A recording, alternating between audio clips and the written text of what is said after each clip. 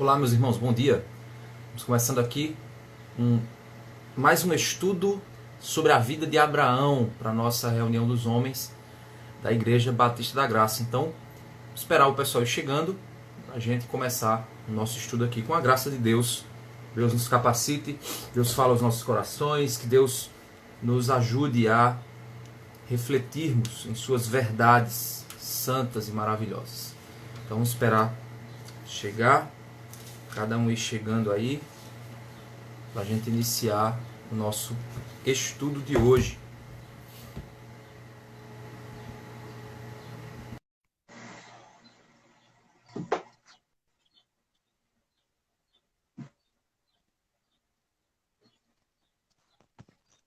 Alberto, bom dia.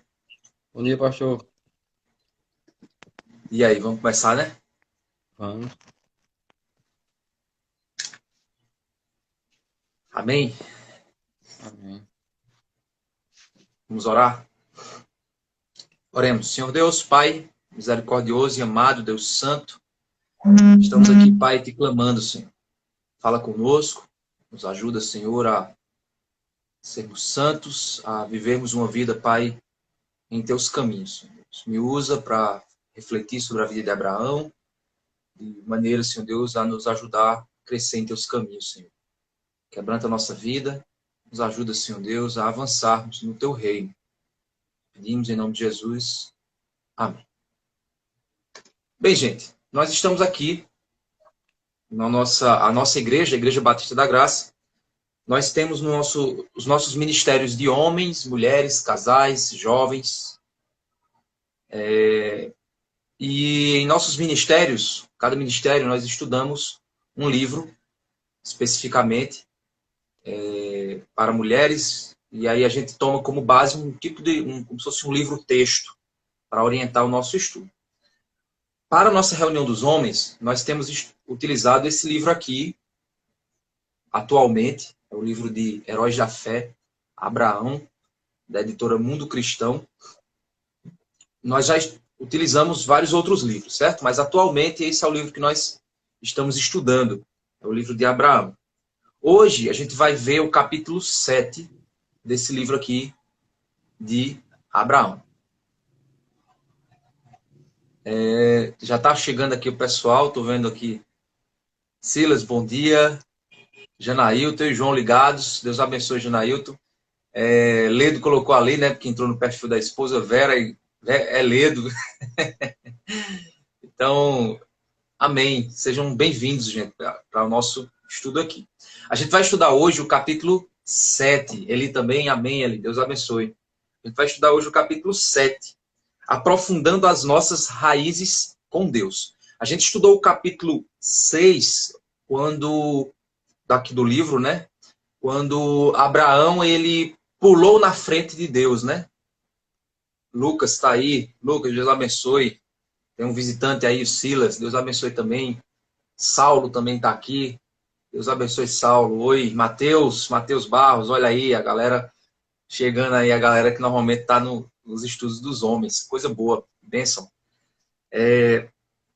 A gente viu no capítulo anterior aqui desse livro que Abraão, ele havia juntamente com sua esposa Sara, ele havia passado na frente do plano de Deus. Ele havia tentado estabelecer, Augusto, Deus abençoe, ele havia tentado estabelecer um plano próprio, né? Então, se a gente for lá para Gênesis, capítulo 16, a gente vai ver isso. Quando Abraão, ele em Gênesis 16, verso 1, Renato, Deus abençoe, Renato. Ora, Sarai, mulher de Abraão, não lhe dava filhos, mas tinha uma serva egípcia chamada Agar. Então Sarai disse a Abraão: eis que o Senhor me impediu de dar luz filhos. Tome, pois, minha serva, talvez assim eu possa ter filhos por meio dela. E Abraão concordou com o plano de Sarai. Então, quer dizer, Deus havia, no capítulo 15, Deus havia falado que vamos lá para o capítulo 15, Gênesis 15, verso 1. Depois desses acontecimentos, A palavra do Senhor veio a Abraão numa visão dizendo: não tenha medo, Abraão, eu sou o seu escudo e lhe darei uma grande recompensa. Abraão respondeu: Senhor Deus, que me dará se continuo sem filhos? E o herdeiro da minha casa é o Damasceno Eliezer? Abraão continuou: tu não me deste descendência, e um servo nascido da minha casa será meu herdeiro. Eis que a palavra veio dizendo: esse não será o seu herdeiro, pelo contrário, será gerado por você. Esse será o seu herdeiro. Aí Deus manda ele olhar para as estrelas do céu e ver a quantidade, né? Manuel, Deus abençoe, Gilvan está aí também, Deus abençoe, nosso visitante. Então ele faz Abraão olhar para as estrelas do céu e diz: olha, esse será o número dos teus descendentes. Então, no capítulo 15, Deus havia dito que faria uma grande nação a partir do fruto de Abraão, né? De um descendente vindo, nascido de Abraão, e não o servo Eliezer. Então, Abraão já desejava no seu coração ter descendentes. Deus havia dito que eles sim gerariam um descendente. E aí no capítulo 16 é quando Sarai ela vem com a ideia e Abraão acata a ideia dela de ter Ismael por meio da serva Agar. E a gente viu no capítulo anterior que isso foi Abraão e Sarai tentando dar uma mãozinha a Deus, né? Tentando dar uma ajuda aí. Não, eu acho que Deus deve estar querendo usar essa situação realmente. E aí tentou facilitar o processo. Na realidade, eles trouxeram problemas para dentro de sua casa. E a gente viu, né, que começaram a ocorrer desavenças entre Abraão, Sarai e a serva Agar. Sofreu por causa disso. E Deus prometeu para ela que Deus iria cuidar dela e do seu filho. Então a gente vê que essa situação trouxe conflito, problemas, e provavelmente Abraão, por ser um homem conectado com Deus, ele sabia que havia feito besteira, né? Rosenildo, Deus abençoe, meu irmão. Sabia que havia feito besteira. No capítulo 7 aqui, o autor ele começa trabalhando a ideia a seguinte ideia. Nós vivemos hoje numa cultura do imediatismo, uma cultura em que nós queremos que as coisas, nós achamos que aquilo que é bom vem rapidamente, ou você desenvolve rapidamente. É a cultura do fast food, onde a comida ela tem que vir muito rápida, aquilo que é bom ele se desenvolve rapidamente, né? A qualidade está na velocidade. A gente é dessa cultura, né? Que a qualidade das coisas está naquilo que é rápido.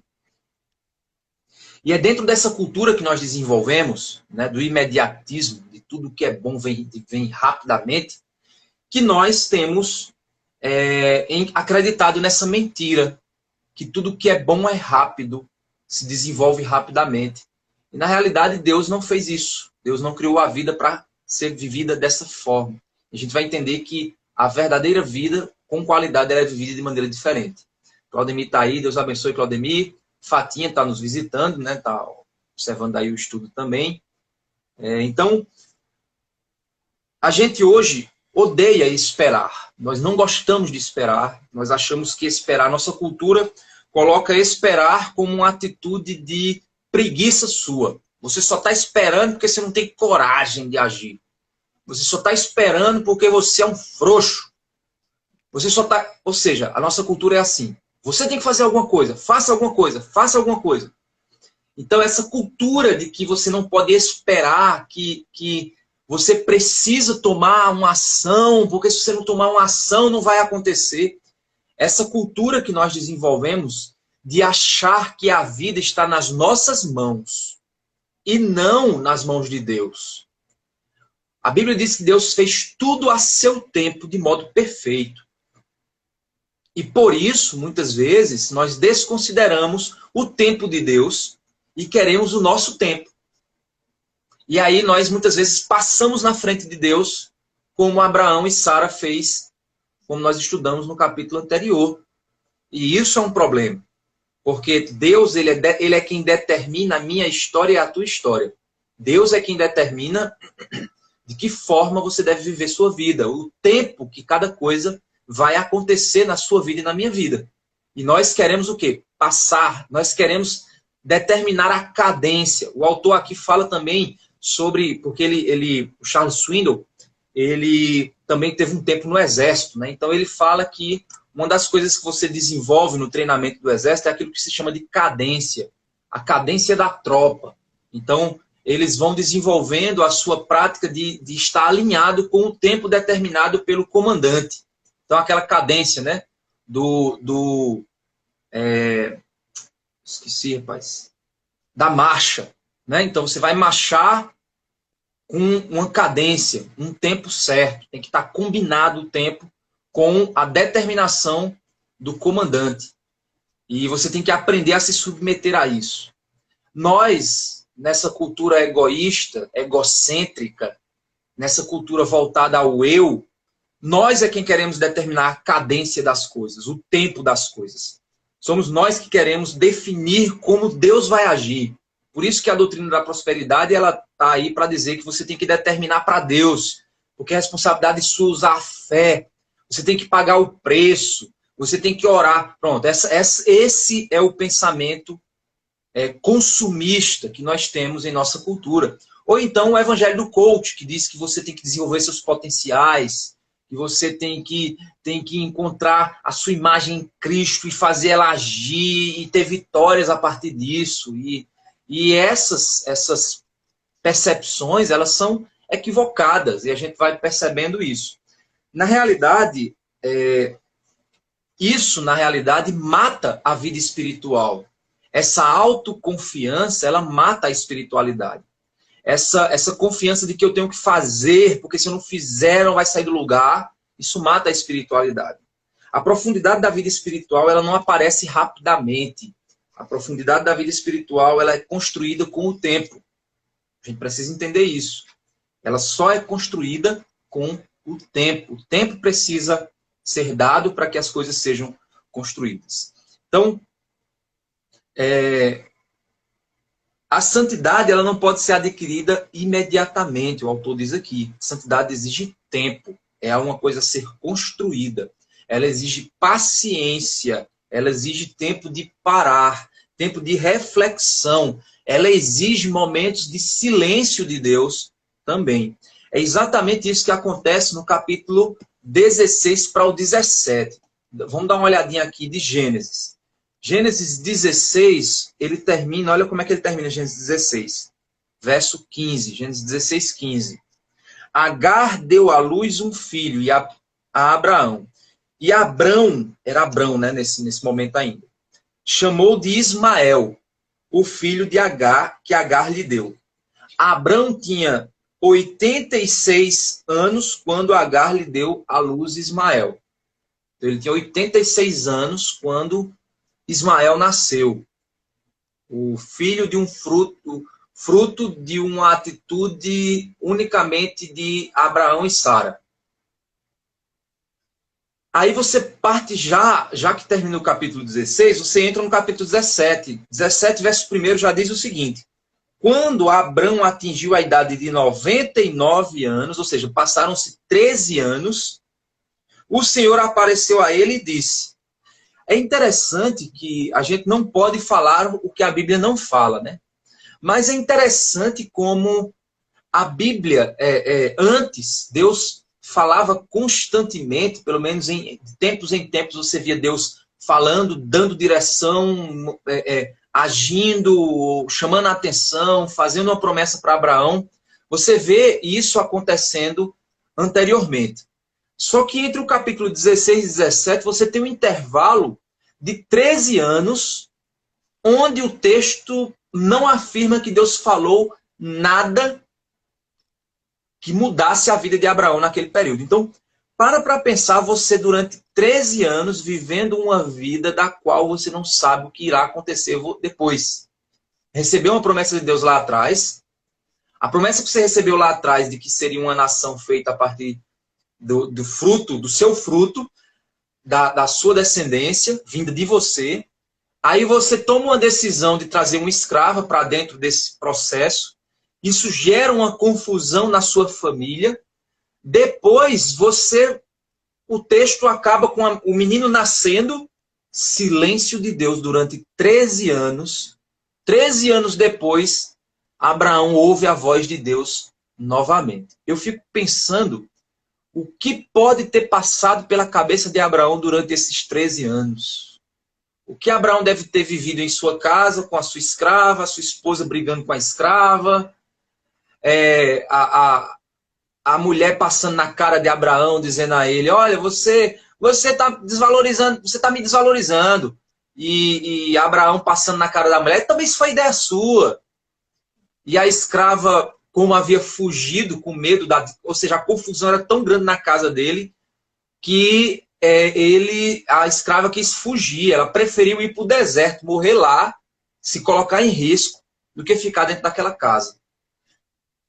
E ali a gente vê essa condição onde talvez esse clima permaneceu, ele foi sendo talvez amenizado, porque a escrava, ela recebeu de Deus a percepção de que Deus cuidaria dela e de seu filho, mas a gente vê ali aquele conflito que não sei por quanto tempo durou, a gente não pode afirmar o que a Bíblia não afirma, mas a gente pode ficar com o que a Bíblia diz, que é o quê?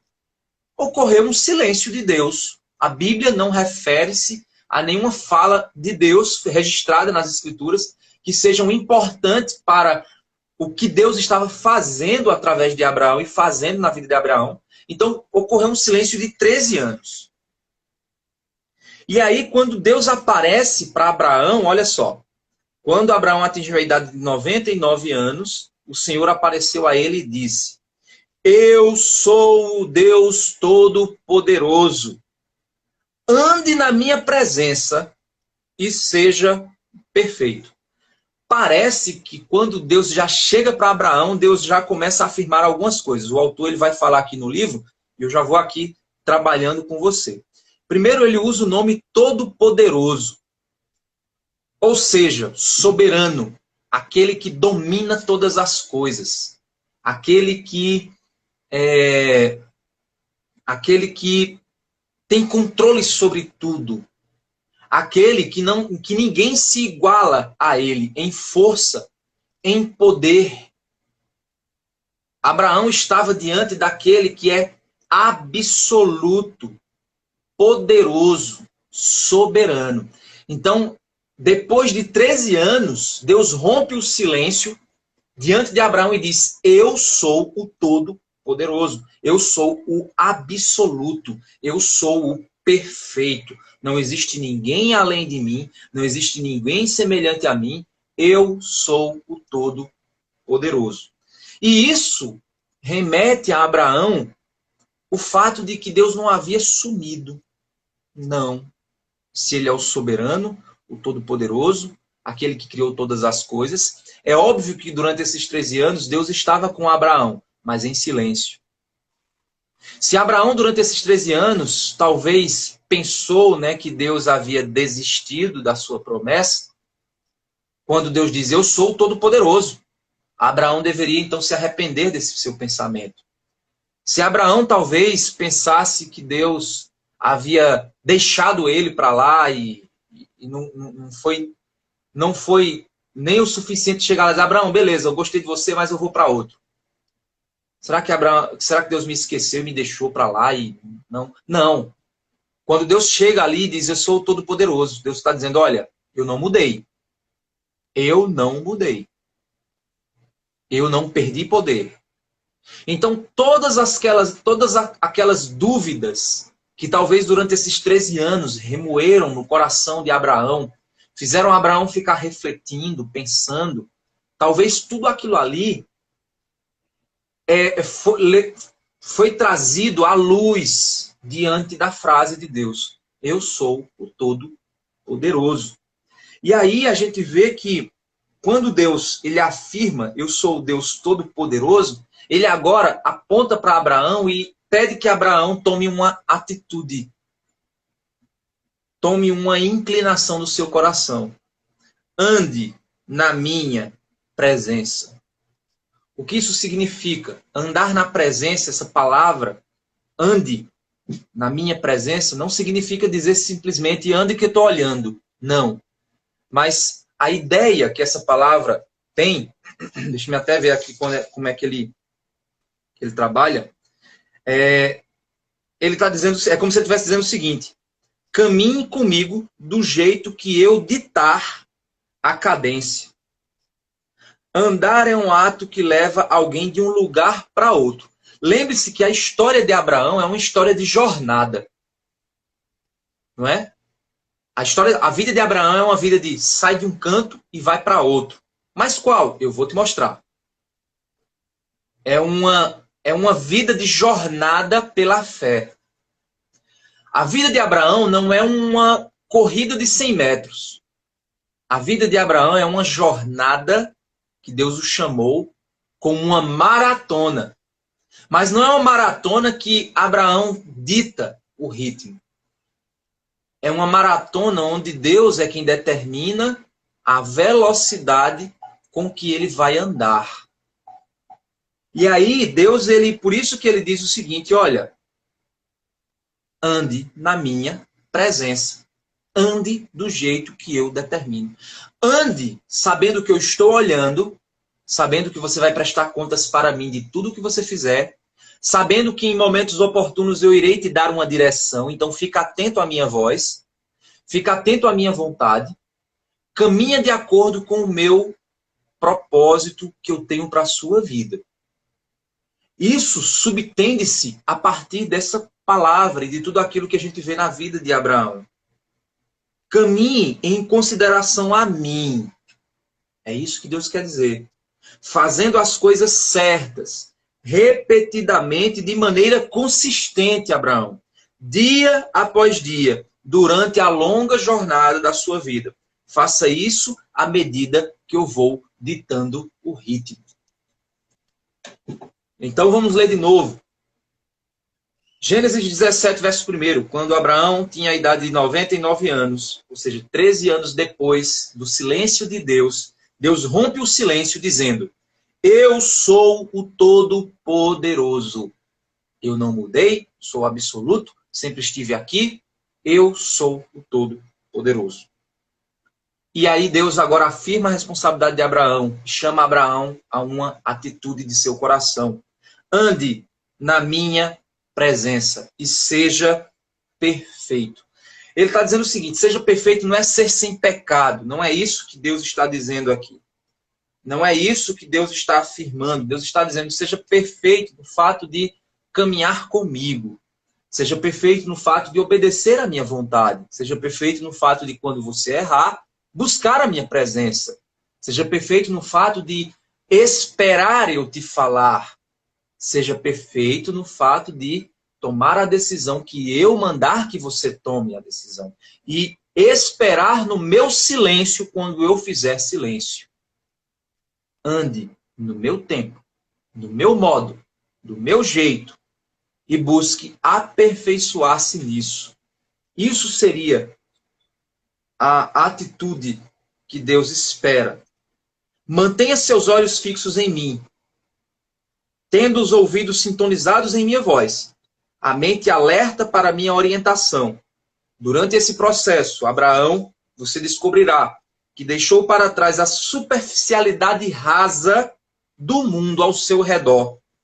Ou seja, você largou o mundo superficial por algo muito mais intenso, profundo e duradouro de estar na minha presença. Então, é aqui agora onde Deus, ele nos faz entender que talvez nesse tempo de profundo silêncio de Deus, Abraão passou por lutas tremendas em suas ações. Porque a última coisa de Abraão foi tomar uma decisão sem orar ao Senhor, que foi quando ele escolheu ter o seu filho Ismael. E 13 anos depois, o silêncio de Deus, ensurdecedor, deve ter feito Abraão pensar diversas coisas. E quando Deus rompe o silêncio, Abraão estava preparado para ouvir o que ele ouviu. Imagina, você 13 anos sem ouvir a voz de Deus, 13 anos sem saber o que você faria depois, 13 anos de absoluto silêncio. Deus havia cozinhado, Deus havia preparado, Deus havia permitido o tempo necessário para que o coração de Abraão fosse trabalhado E não entenda como silêncio de Deus que Deus deixou Abraão sozinho. Não, Deus estava lá, guiando as circunstâncias, produzindo tribulações, situações, bênçãos, como acontece na minha e na sua vida. Mas Deus havia se mantido em silêncio para os próximos passos que Abraão deveria fazer. Deus simplesmente disse a Abraão, viva a sua vida aí, eu estou aqui, estou cuidando de você, mas você não vai ouvir minha voz por enquanto. Eu estou em silêncio. E isso permitiu no coração de Abraão que algo fosse trabalhado. E agora Abraão estava pronto para a aliança. E é interessante que isso ocorre 25 anos depois do primeiro contato de Deus com Abraão. Lá na terra de Ur, quando Deus chamou Abraão, sai da tua terra, da tua parentela. Agora passaram-se 25 anos de jornada. E agora Deus vai pronunciar a sua aliança. Abraão havia se tornado um homem de profunda fé em Deus. Ele estava sendo aperfeiçoado e agora estava pronto para receber a grande promessa de ser pai de muitas nações. A superficialidade, um autor chamado Richard Foster, ele diz: a superficialidade é a maldição do nosso tempo. A doutrina da satisfação instantânea é, antes de tudo, um problema espiritual. A necessidade urgente não é de um número maior de pessoas inteligentes ou dotadas, mas de pessoas profundas. Hoje nós vivemos a cultura da superficialidade, onde nós aparentamos que somos, mas não somos de fato. Você pode até pegar uma parede e pintar essa parede com uma tinta bem bonita. Mas se essa parede não tem um bom alicerce, se esse cimento que for usado não foi uma medida correta, essa parede, ela, na hora que ela começar a balançar ou a estrutura naturalmente com o tempo, a estrutura estiver sendo solicitada pelo tempo, pelo mundo, pelo clima, a parede vai rachar. Porque ela não é firme. Você apenas pintou a superfície dela. Você apenas fez ela aparentar que era bonita, que era correta. Essa é a nossa cultura.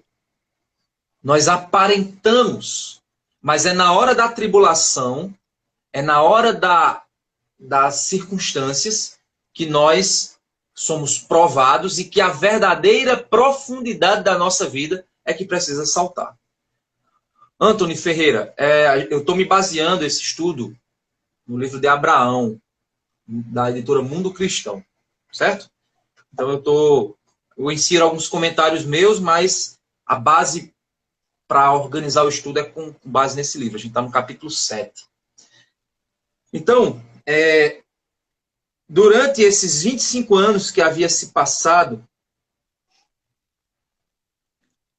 desde a primeira vez que Deus havia falado com Abraão, agora ele estaria capaz de receber a bênção da aliança. Então hoje, nós temos pessoas rasas. As pessoas não têm muita paciência hoje para desenvolver uma verdadeira espiritualidade. E a verdadeira espiritualidade leva tempo para se desenvolver.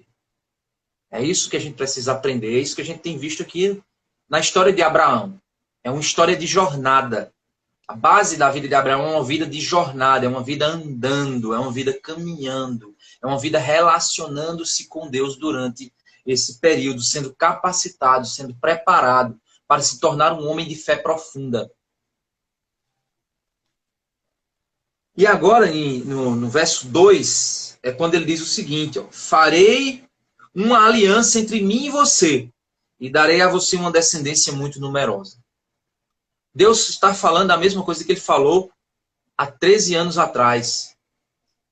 Mas agora, para Abraão, isso faz um sentido diferente. Há 13 anos atrás, Deus havia falado e Abraão, mais ou menos um ano depois, ou 14 anos antes e mais ou menos um ano depois, Abraão foi lá, juntamente com Sara, tentar um filho com a serva egípcia. Agora não. Não era naquele tempo. No tempo do homem, na atitude do homem. Era agora no tempo de Deus. A atitude de Deus. E para que Deus haja na minha e na sua vida, você tem que estar pronto para ele agir. E Deus, ele, nessa jornada chamada vida cristã, Deus está me capacitando e te capacitando para que no tempo dele, cada coisa, ela venha a prosperar. Esse é o problema da nossa cultura. Os jovens hoje, eles vivem namorando com um, namora com outro, namora com um, namora com outro, porque ele tem medo de estar sozinho. Por que você tem medo de estar sozinho? Você não está sozinho. Por que o relacionamento é a prova de que você não está sozinho? Porque você está querendo provar para o mundo alguma coisa. Então você fica o tempo inteiro buscando relacionamento, para provar para o mundo que você não está sozinho, que você tem valor. Por que você faz isso? Porque você não espera o tempo certo de Deus. Hoje os jovens, os adolescentes começam a namorar com 10, 11 anos. Para que isso? Vai estudar, vai brincar, vai ser feliz de outra forma. Espera o tempo de Deus, deixa Deus dar maturidade a você. Deixa Deus amadurecer a sua vida, deixa a coisa ir acontecendo. Verso 2, ele diz, farei agora uma aliança entre mim e você, e darei a você uma descendência muito numerosa. E agora, para que Abraão se tornasse pai de multidão de nação, ele precisava ser pai de um filho, com Sarai, porque era esse o plano de Deus. Era para isso que Deus estava preparando ele. Deus deu aí um novo nome a Abrão e um novo nome a Sarai. Abrão, o nome Abrão significava pai exaltado, que honrava o deus Lua, que era o deus, um dos deuses adorados pelo Terá, né, que era o pai de Abraão. Agora, o novo nome seria Abraão, ou seja, pai de uma multidão.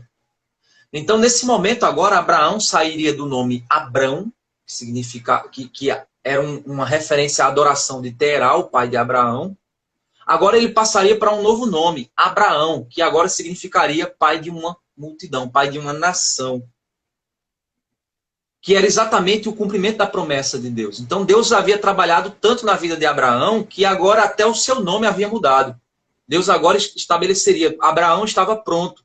Abraão foi trabalhado por Deus. Abraão foi maturado por Deus, foi amadurecido por Deus, no tempo de Deus. É isso que a gente precisa entender, irmãos. Quem determina a cadência da vida é Deus. Quem determina a forma como os propósitos eles vão se cumprindo é Deus. Nós achamos que sabemos. Nós achamos que temos a capacidade de compreender os tempos e as estações. Nós achamos que temos essa capacidade. Nós achamos que somos os detentores da nossa vida. A nossa cultura é uma cultura que exalta o tempo inteiro a tua atitude, a tua iniciativa, a tua... E muitas vezes, Deus ele quer simplesmente que você espere. Ok, vou esperar. E você espera uma semana. Diz, agora Deus, e agora? Uma semana? Não, espera mais.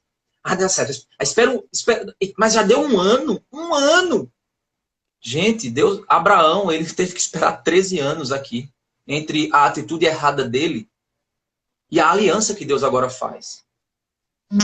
A atitude de Abraão não acelerou o processo de Deus. Está entendendo isso? O erro de Abraão não acelerou esse processo. Não fez com que Deus... Eita, ele errou agora. Não, peraí, deixa eu ir lá tentar consertar. Não, de forma alguma. Deus, ele continuou com o próprio plano que ele tinha. Deus continuou com a cadência que ele havia determinado. Abraão é que teve que lidar com a confusão que ele arrumou. Então, irmãos, é aqui onde a gente vê as promessas. O verso 4, o verso 3, é interessante que, olha a reação de Abraão. Quando Abraão vê, depois de 13 anos de silêncio, Deus fala. E quando Deus fala, qual é a reação de Abraão? Abraão chegou lá e, por que o Senhor ficou tanto tempo calado, Deus? Oh, Deus, por que aconteceu isso? Olha a reação de Abraão. Verso 3. Abrão se prostrou com o rosto em terra. Foi isso que ele fez. Somente se lançou no chão e disse assim, Senhor, glória a Deus que o Senhor falou. Era o que eu estava esperando, é o que eu estava aguardando, é o que eu estava refletindo, é o que eu estava pensando. Ele não foi lá cobrar de Deus. Deus, por que é que o Senhor demorou? E demorou? Ele já havia entendido, ele já havia sido amadurecido o suficiente para entender Quem determina o tempo é Deus. E aí, a única reação de Abraão foi a adoração. Ele se lançou, se prostrou em terra. Ele se colocou completamente servo, completamente à disposição de Deus. Abraão se prostrou com o rosto em terra e Deus lhe falou: quanto a mim, esta é a minha aliança com você. Você será pai de muitas nações. Seu nome não será mais Abrão, e sim Abraão, porque eu o constituí pai de muitas nações. Farei com que você seja extraordinariamente fecundo. De você farei surgir nações e reis procederão de você. Estabelecerei uma aliança entre mim e você e a sua descendência, no decurso das suas gerações. Aliança perpétua para ser o seu Deus e o Deus de sua descendência. Darei a você a sua descendência e a terra onde você é estrangeiro, toda a terra de Canaã, com propriedade perpétua. E serei o Deus deles. O que é que acontece basicamente aqui, né? Primeiro, Deus disse: eu o tornarei extremamente prolífero. Segundo, de você farei uma nação, procederão reis de você. Estabelecerei a minha aliança como aliança eterna entre mim e você e os seus futuros descendentes. Aliança eterna, que significava a circuncisão. Toda a terra de Canaã, agora você é estrangeiro. Darei como propriedade a você e seus descendentes. Serei o Deus deles. Então, Deus está dizendo: eu providenciarei tudo para que isso aconteça. Ok, Abraão? Então, de minha parte é isso. Eu farei isso com você. Certo? Você está pronto. Agora eu vou cumprir a continuidade do meu plano. Meu plano não estava parado. Meu plano era fazer você esperar. Meu plano era trabalhar seu coração. Meu plano era fazer você adquirir profundidade espiritual. Agora a gente vai agir. Agora eu vou dar continuidade ao processo. Agora ele dava a Abraão um papel a desempenhar. Quando Deus ele diz que Abraão agora deveria circuncidar-se e circuncidar seus descendentes. Ele está dizendo: olha, você tem que fazer a sua parte, Abraão. Sua parte vai ser o quê? Você vai usar uma aliança, certo? A aliança é um símbolo. É fato que depois os judeus começam a usar a circuncisão como meio de salvação. Na realidade, a circuncisão é somente uma aliança. Ó, isso aqui não é o meu casamento, certo? Isso aqui não é o meu casamento. Isso aqui é algo que aponta para uma realidade espiritual, uma realidade moral, uma realidade emocional. Isso aqui não é meu casamento. Isso aqui aponta para algo maior do que isso aqui. Da mesma forma, a circuncisão não era a salvação, mas apontava para um compromisso de fé. Apontava para uma atitude que eles deveriam tomar. Então, essa era a parte de Abraão, evidenciar isso. E é interessante que não era algo visível, não era raspar a cabeça, não era fazer uma tatuagem, não era nada visível. O compromisso era algo íntimo, porque ninguém poderia ver o local da circuncisão, ninguém sabia se o cara era circuncidado ou não. Mas ele era feito nos machos, nos homens, representando que a liderança estaria submetida a Deus, a liderança de suas casas, de sua nação, estaria submetida a Deus. E aí onde Deus ele dá um papel também a Sara, que Sara iria engravidar. E quando, no verso 15 de Gênesis 17, Deus disse a Abraão: a Sarai, sua mulher, você não chamará mais Sarai, porém Sara. Eu a abençoarei e darei a você um filho que nascerá dela. Deus foi mais específico agora. Olha aí, Abraão. Interessante que Deus lá atrás disse: vai nascer de você, mas não falou de Sara ainda. Então, em 13 anos, Abraão descobriu da pior forma que ele não deveria ter passado na frente de Deus. Agora, Deus, mais especificamente, já que Abraão estava pronto, havia sido trabalhado no coração dele o que Deus queria trabalhar, ele agora é mais claro e diz: olha, é Sara quem vai ficar grávida, viu, Abraão? Foi isso que eu quis dizer lá atrás. Só que você quis interpretar do seu jeito. Você quis pôr a sua mãozinha. Você quis acelerar o processo. Você quis fazer a sua parte. Eu abençoarei e darei a você um filho que nascerá dela. Sim, eu a abençoarei. E ela se tornará nações, reis de povos procederão dela. Então Abraão se prostrou com o rosto em terra e riu, dizendo consigo mesmo: pode nascer um filho a um homem de 100 anos? E será que Sara, com seus 90 anos, ainda poderá dar à luz? Então Abraão disse para Deus: quem dera que Ismael vivesse sob a tua bênção. Olha só que interessante. Então, quer dizer, depois que Deus ainda diz: olha, Sarai será mãe, viu? Eu vou dar um filho a vocês por meio dela. Abraão riu. Como se assim, como é que um velho como eu só pode ser um milagre, senhor? É claro, Deus é o Deus de milagres. Por que não? Porque é impossível para Deus. Olha só que interessante. E Abraão ainda dá uma vaciladazinha aqui, quando Abraão ele diz assim: quem dera Ismael viver. Ou seja, Deus, já tem um filho ali, Deus. Só é o Senhor pôr a sua mão sobre ele. Somente.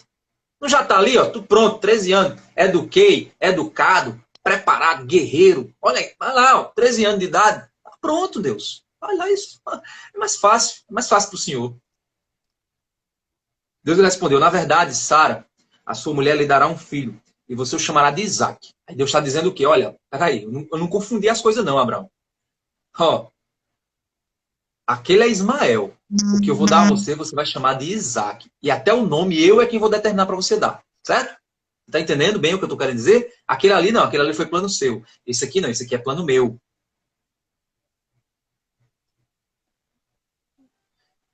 Estabelecerei com ele a minha aliança perpétua para a sua descendência. Quanto a Ismael, e aí Deus havia prometido lá para Agar, Deus não estava desprezando o menino de forma alguma. Quanto a Ismael, eu ouvi o pedido que você me fez. Vou abençoá-lo. Farei com que seja fecundo. Multiplicarei extraordinariamente. Ele será pai de 12 príncipes. Dele farei uma grande nação, mas a minha aliança estabelecerei com Isaac. É Isaac que eu quero, não é Ismael, Abraão. Mas a minha aliança estabelecerei com Isaac. O filho de Sara dará a luz para você, neste mesmo tempo, daqui a um ano. Quando acabou de falar com Abraão, Deus se retirou dele, elevando-se. É interessante que a palavra Isaac significa riso. Interessante, né? Então, quando Deus falou para Abraão que Abraão ele teria um filho a partir de Sara, Abraão riu. Como é que pode, Deus? Um velho como eu? Não, minha esposa velha, já idosa, não vai ter condição. Ele riu. A incredulidade dele se revelou de maneira a sorrir, a rir. E aí Deus disse: então, é o seguinte, o nome do teu filho vai ser Sorriso. Vai ser riso. Toda vez que você olhar para riso, você vai lembrar que você não acreditou totalmente no que eu iria fazer, Abraão. Apesar de você estar preparado para receber, apesar de eu ter trabalhado o que eu queria trabalhar no seu coração, mas você ainda sorriu do que eu poderia fazer. E toda vez que você chamar seu filho, Isaac, toda vez que você disser, Isaac, vem aqui, você vai dizer, riso, vem cá. Eu ri. Eu ri porque eu achei que Deus não ia fazer o que você... Deus não ia me dar você. Eu ri. Então vem para cá. Vem cá. Será que seria um senso de humor divino? Não sei. Não sei, né? Mas vamos tentar pensar aqui um pouco. Essa história de Abraão, preservada por Deus para nossa instrução, é um chamado urgente para diminuirmos o ritmo, fazermos um inventário do que é importante, conectando-nos com o único Criador verdadeiro e então determinar como devemos viver agora. Aprenda isso de um cara que está na vida há 75 anos, só eu estou falando, certo? Ou melhor, aprenda com Abraão, que viveu 175 anos. Você não vai se arrepender por diminuir o passo. De fato, vai diminuir o ritmo, ajudará você a evitar uma vida inteira pontilhada pelo lixo dos arrependimentos. Imagine se Abraão tivesse, depois de Ismael, Abraão tivesse continuado tentando, para ver se dava certo. E aí? Quanta coisa. Fique sozinho. Encontre uma maneira de cortar o ruído. Crie espaço para meditação. O mundo está mentindo para você. Você não consegue extrair mais coisas da vida indo mais rápido, fazendo mais. Pelo contrário, é quando você diminui o ritmo, aprofunda-se, que você começa a receber tudo que o Senhor tem reservado para você. É quando você começa a confiar no Senhor, no ritmo de Deus, no tempo de Deus, é que de fato você começa a receber de Deus, no tempo de Deus. E aí você diz, é porque quando eu espero Deus age? Não, é porque quando você espera, você vê Deus agindo. Tá entendendo? Quando você não espera, quando você está lá trabalhando, tentando, Deus pode dizer, ei, você não, peraí, que eu tô ocupado aqui, Deus, eu tô ocupado. Peraí, você está lá, trabalhando, tentando, quebrando a cara, e Deus, peraí, calma, você não escuta Deus, você não ouve a voz de Deus, você não ouve, porque você está tão entusiasmado com o que você vai conseguir fazer, que você esquece que Deus pode estar fazendo melhor. Se você firmar o compromisso, e é uma escolha que exige sacrifício, viu? É difícil. Então logo receberá pelo menos 3 benefícios. Eu quero falar para vocês de um testemunho pessoal meu. Eu sempre fui uma pessoa, eu fui criado assim, correr atrás do que eu acho importante. Lutar pela vida, por aquilo que eu quero. Eu fui criado assim, eu fui ensinado assim. E eu sempre fui uma pessoa que buscou, lutou pelo que eu imaginava. E eu digo a vocês que isso, quando eu fui para dentro da vida profissional, eu me tornei um workaholic, né, que é um viciado em trabalho. O que é isso? Né? Um workaholic é o cara que o trabalho dele entusiasma, e aí você começa a se entregar demais ao trabalho, porque você traz totalmente sobre suas costas a responsabilidade de fazer, de avançar, de guerrear, de ir. Você tem que ir, você tem que ir. Essa é a atitude de um workaholic, né, de um viciado em trabalho. E aí isso, depois que eu assumi o ministério pastoral, Deus me amarrou com correntes de titânio. E durante esse período agora de quarentena, eu tenho entendido que Deus pegou meu ritmo, puxou.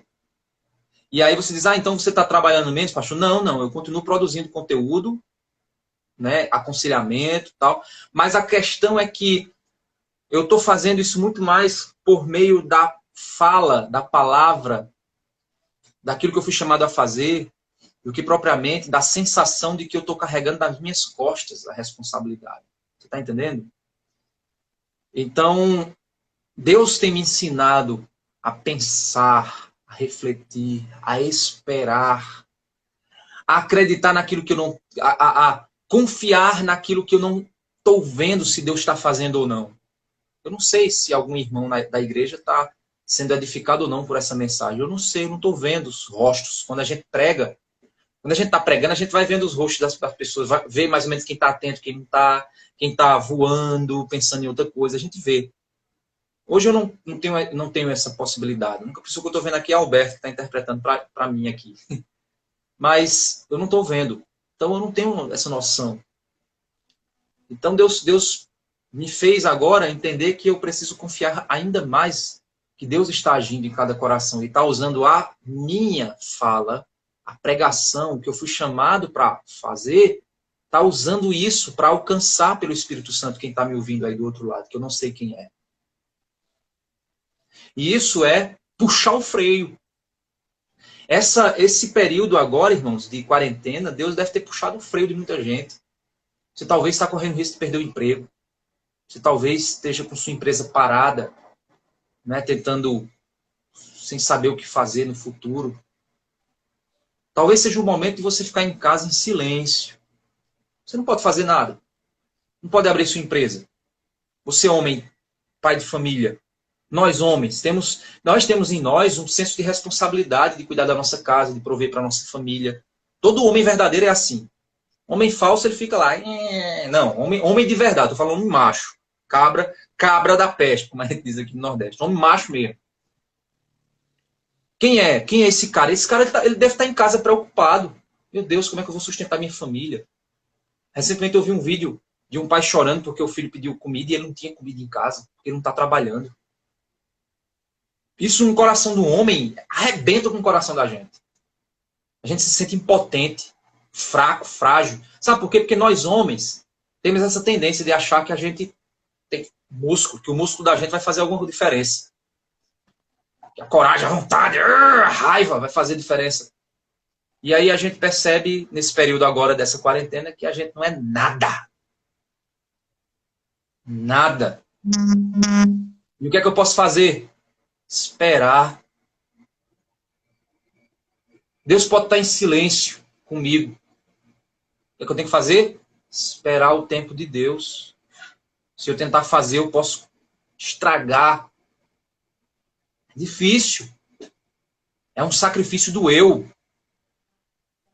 Mas eu tenho que aprender a esperar o tempo de Deus, ouvir a voz de Deus. É no silêncio que Deus muitas vezes fala. Vê lá a história de Elias, a voz de Deus numa brisa. Se você firmar isso, pelo menos 3 benefícios o autor ele enumera aqui. O primeiro é, seu discernimento vai crescer.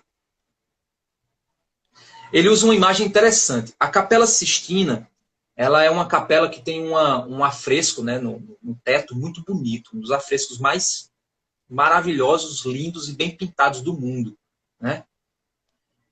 E ele diz que muitas vezes a gente é tão agoniado na vida que a gente é como moscas no teto dessa capela. Imagina a mosca lá no teto da capela. A mosca ela está tão ocupada em limpando as patinhas dela lá que ela não percebe que ela está pisando em cima de tantos deuses, tantas percepções, anjos, santos e não sei o que está pintado ali. Ela não faz noção do que é que ela está pisando. Olha só que coisa, que obra maravilhosa, magnífica eu estou pisando. Ela não faz noção, por quê? É uma mosca.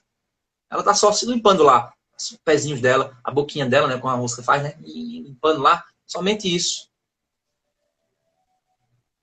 Não vivemos na realidade, vivemos em nossos paradigmas, nossas percepções habituais, nossas ilusões. Chamamos de realidade as ilusões que compartilhamos por meio da cultura, mas a verdadeira realidade da história é invisível para nós. O que Deus está fazendo na minha e na sua vida, o que Deus está fazendo no mundo, o que Deus está fazendo por meio dessa crise que a gente está passando, é invisível aos nossos olhos. E a gente acha que sabe. A gente acha que está pesquisando lá e conseguindo. É porque a China, é porque o governo brasileiro, é porque a esquerda, né? É porque a direita, é porque eu já sei qual é o plano, eu sei o que é, e tá. Ok, esses homens podem. A China pode ter sua intenção, o governo pode ter as intenções dele, cada um vai ter suas intenções, isso pode acontecer. Mas a verdadeira e absoluta história está passando debaixo dos nossos, está passando em um local que nós não conseguimos ver. Nós não temos nenhuma noção, a mínima, do que está acontecendo de verdade na minha vida, na sua vida, na história do mundo, na igreja, no nosso país. Não tem noção, a gente acha que tem. E até mesmo a galera que está lá fazendo a conspiração, eu quero dominar o mundo, e nem eles sabem o que Deus está fazendo. Eles acham que sabem. Olha o Salmo 2. O que é que o Salmo 2 diz? Que os reis da terra, eles dizem assim, vamos dominar. E Deus olha para eles e ri. Deus ri do que eles estão fazendo. Deus ri deles. Deus diz, coitados. São moscas. São moscas. Não sabem nem onde estão pisando. Assim é a nossa vida, somos moscas, não sabemos nem onde estamos pisando, achamos que sabemos. Enchemos a nossa mente do discernimento do mundo. E o autor ele diz, você vai ganhar discernimento se você souber esperar, ouvir, diminuir a velocidade, deixar Deus falar, deixa Deus agir. Na hora que Deus disser, ei, vem cá, eu quero que tu faça isso para mim. Aí você vai lá e faz. Você não sabe nem por que você está fazendo. Pega aquela caixa e leva ali. Você, ok, não sei para que Deus está mandando. Eu vou lá. Peguei a caixa e botei ali. Agora vai para casa. Ok, vou para casa. Você não sabe nem por que levou aquela caixa de um canto para o outro. Mas Deus mandou você fazer. Porque Ele é quem determina a cadência. Ele é quem determina o objetivo. É Ele o dono da história. Não é você, não sou eu. A sua ansiedade diminui. Porque você aprende a confiar e saber que tem alguém guiando a história. Da sua vida, da minha vida. Por fim, você evita tragédias desnecessárias. Você evita tomar decisões que não que não valem a pena. Aí ele conta a história aqui de um rapaz, né, o falecido Billy Rose, colunista, escreveu uma história que ele disse que resume muito bem o que ele estava pensando, né? Diz que tem um jovem rapaz que vai com seu pai fazer compras numa feira. E aí, junto com seu pai, ele prepara a carroça e o jovem muito apressado. Pai, vamos logo, porque lá a gente consegue pegar as melhores promoções se a gente for cedo. O pai disse, não, calma, meu filho, vamos caminhando. E aí ele vai caminhando numa cadência correta e tal, e o filho irritado, pai, a gente tem que ir, fica fustigando o boi pro boi mais rápido, o boi não vai, e o menino estressado, e o menino agoniado. E aí o pai disse, espera aí, filho, tenha calma, vamos parar aqui na casa do seu tio. Mas, pai, a gente precisa ir rápido, tenha calma. E aí ele passa mais ou menos 1 hora na casa do tio deles lá, conversando e tal. E aí pega a estrada novamente. Aí tem 2 caminhos, o caminho da esquerda e o caminho da direita. O caminho da esquerda era mais rápido, o caminho da direita mais lento.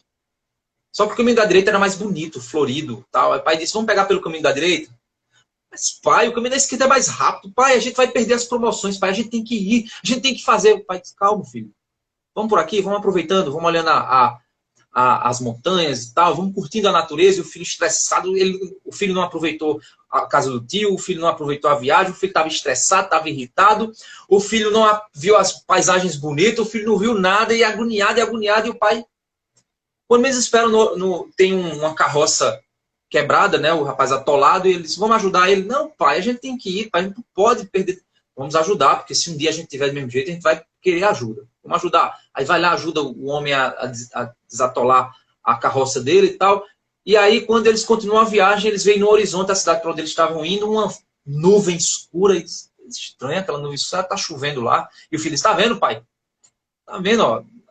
A gente perdeu as promoções, perdeu tudo, olha o tempo que a gente perdeu. E eles continuam indo na direção da cidade. Quando eles chegam na colina, o filho põe a mão nas costas do pai e diz, pai, o senhor tinha razão. O senhor tinha razão. E aí ele diz isso olhando, e aí o autor ele termina o texto dizendo, ele diz isso para o pai olhando para os restos da cidade de Hiroshima, depois daquela explosão que ocorreu. Então às vezes a gente não entende, né? Essa história, ele termina essa história dizendo isso. Diminua o ritmo, aprenda a esperar em Deus. Dedique-se deliberadamente a caminhar com Ele, em vez de tomar decisões, e então esperar que Ele ratifique as suas escolhas que você fez. Deixe que Ele seja o seu advogado. Permita que Ele remova sua ansiedade à medida que você confia nele em todas as coisas. Entregue a Ele o controle sobre todos os assuntos. Afinal de contas, você tem de fato pouco controle sobre eles. Vá mais devagar e aprofunde-se na experiência com Deus. Nós, homens, precisamos liderar nossas famílias assim. Precisamos diminuir o nosso ritmo, sermos pais melhores, maridos melhores. Nós, homens, precisamos ser líderes melhores. Nós, homens, precisamos ser empregados melhores, aproveitando cada minuto das paisagens da vida que Deus nos dá. E, no silêncio, esperando a voz de Deus dizer, eu sou o Todo-Poderoso. Então, que Deus abençoe sua vida, Deus dê descanso ao seu coração, que Deus nos ajude a andarmos no tempo de Deus, da forma de Deus, da maneira como Deus assim determina. Amém? Então, Deus abençoe, homens Batista da Graça, quem está nos visitando. Obrigado aí, meus irmãos, por acompanharem. Espero que em Cristo você tenha sido edificado por essa mensagem, que Deus nos capacite a sermos homens para a glória de Deus.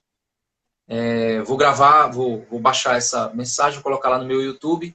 Se você quiser depois assistir de novo, acompanhar ou compartilhar com algum homem, faça isso. Você que está passando por essa crise, né? Todos nós estamos passando por essa crise. Vamos baixar o ritmo. Não vamos tentar entender toda a história.